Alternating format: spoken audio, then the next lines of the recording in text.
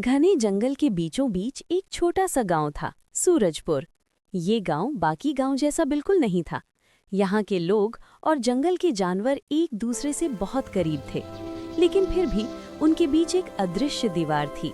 गांव वाले जानवरों से डरते थे और जानवर इंसानों से दूर रहते थे, लेकिन किसी को नहीं पता था कि एक दिन यही जानवर इंसानों के सबसे बड़े मददगार बन जाएंगे।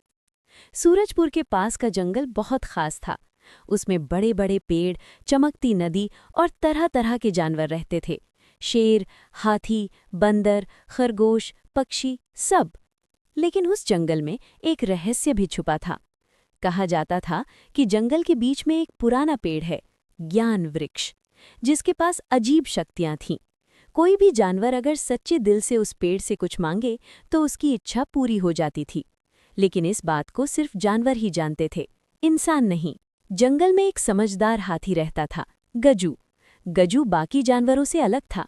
वो हमेशा सोचता रहता था कि हम और इंसान साथ क्यों नहीं रह सकते। एक दिन उसने देखा कि गांव के लोग पानी के लिए बहुत परेशान हैं। नदी सूख रही थी, कुएं खाली हो रहे थे, गांव के बच्चे प्यासे थे। गजू का दिल पिघल गया। क्या हम सिर्फ देखते रहेंगे या इंसानों की मदद करेंगे? उसने अपने दोस्तों को बुलाया, चीकू बंदर, शेर सिंह, मीना चिड़िया, टिंकू खरगोश। सभी जानवर एक बड़े पेड़ के नीचे इकट्ठा हुए। गजू बोला, हमें इंसानों की मदद करनी चाहिए, लेकिन इंसान हमारे दुश्मन हैं। सब नहीं, कुछ अच्छे भी होते हैं। मैंने देखा है वो बहुत परेशान हैं। गांव के बच्चे भूखे और प्यासे हैं। सब कुछ देर के लिए चुप हो गए। तभी टिंकू खरगोश बोला, अगर हम मदद करें तो शायद इंसान भी हमें समझेंगे।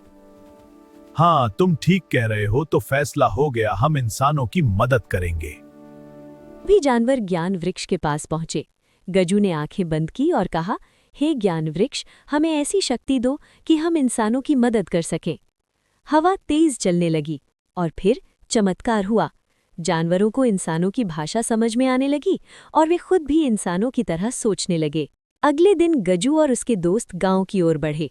गांव वाले डर गए, हाथी, शेर, भागो। लेकिन गजू ने शांत आवाज में कहा, डरो मत, हम तुम्हारी मदद करने आए हैं। हैरान रह गए। एक बूढ़ा आदमी आगे आया, तुम बोल कैसे रहे हो? चीकू बंदर हंसकर बोला, अब हम सिर्फ जानवर नहीं रहे, हम आपके दोस्त हैं। गांव वाले बहुत परेशान थे। गांव के मुखिया ने कहा, अगर तुम सच में मदद करना चाहते हो तो हमें पानी चाहिए। गजू ने तुरंत योजना बनाई। गजू और हाथियों ने जमीन खोदी, चीकू और बंदरों ने पेड़ों से रस्सी बनाई, मीना ने दूर नदी का रास्ता ढूंढा, टिंकू ने छोटे छोटे सुरंग बनाए। कुछ ही दिनों में नया कुआं बन गया, पानी आ गया। गांव वाले खुश हो गए, बच्चे नाचने लगे, जानवर हमारे दोस्त हैं।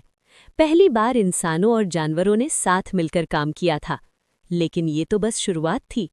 उसी रात जंगल के किनारे कुछ अजनबी लोग आए। उनके हाथों में कुल्हाड़ी और जाल थे। उनमें से एक बोला, ये जंगल बहुत कीमती है, इसे काटकर हम अमीर बन जाएंगे। दूसरा हंसकर बोला, और जानवर उन्हें पकड़कर बेच देंगे। पेड़ों के पीछे छुपी मीना चिड़िया ने ये सब सुन लिया। वो तुरंत गजू के पास उड़कर गई। मीना हाफते हुए बोली, गजू, खतरा है, इंसान जंगल को काटने आ रहे हैं।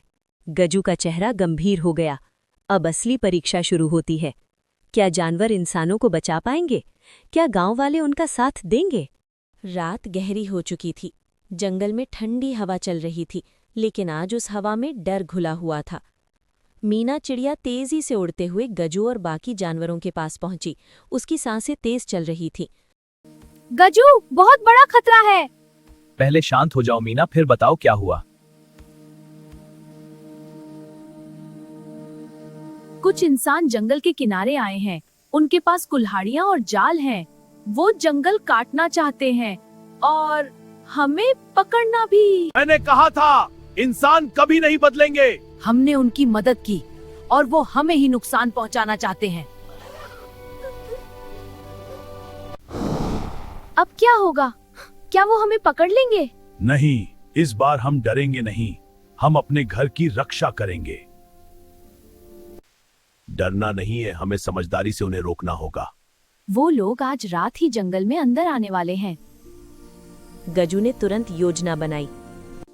मीना और बाकी पक्षी आसमान से नजर रखेंगे, चीकू और बंदर पेड़ों से जाल गिराएंगे, हाथी रास्ता रोकेंगे, टिंकू और खरगोश गड्ढे बनाएंगे। गजू ने कहा, हमें गांव वालों को भी सच्चाई बतानी होगी। गजू, चीकू और मीना गांव पहुंचे। गांव वाले उन्हें देखकर अब डर नहीं रहे थे, लेकिन इस बार उनके चेहरे पर चिंता थी। गांव के मुखिया ने पूछा, क्या हुआ गजू, तुम इतने परेशान क्यों हो? गजू ने सब कुछ बताया। कुछ लोग जंगल काटने आ रहे हैं। अगर जंगल खत्म हुआ तो पानी भी खत्म हो जाएगा, हमें कुछ करना होगा। यह जंगल ही तो हमारी जिंदगी है। हाँ, और हम इसे बचाएंगे। हम तुम्हारा साथ देंगे। ये पहली बार था जब इंसान और जानवर एक साथ खड़े थे। गजू ने मुस्कुराकर कहा, आज हम मिलकर अपने घर को बचाएंगे। चीकू हंसते हुए बोला, और इस बार जीत हमारी होगी। आधी रात का समय था। जंगल के किनारे वही खतरनाक लोग वापस आए।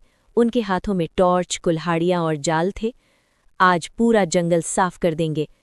जैसे ही वे जंगल के अंदर घुसे, जाल गिर गया। अरे ये क्या? एक आदमी चिल्लाया। पेड़ों से बंदरों ने रस्सियां खींची। खरगोशों के गड्ढों में कुछ लोग गिर गए। अचानक धम धम धम गजू और हाथियों का झुंड सामने आ गया। उन्होंने रास्ता रोक लिया। गजू ने जोर से कहा, यह जंगल हमारा घर है, वापस चले जाओ। तुम हमें रोकोगे? एक हाथी? अचानक पीछे से जोरदार दहाड़ आई।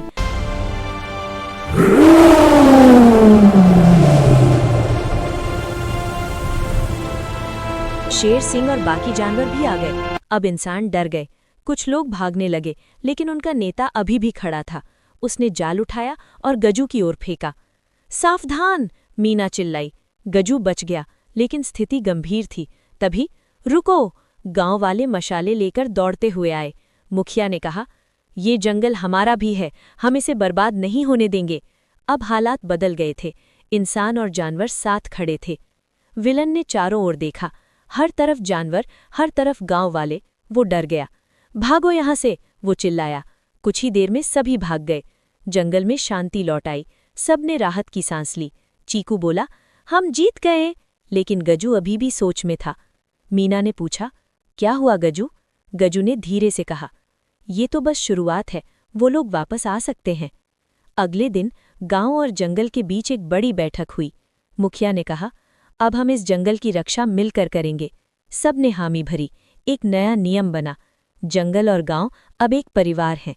लेकिन जंगल के अंदर गहराई में ज्ञान वृक्ष फिर से हल्का हल्का चमकने लगा, जैसे कोई नया राज छुपा हो। अभी असली कहानी बाकी है।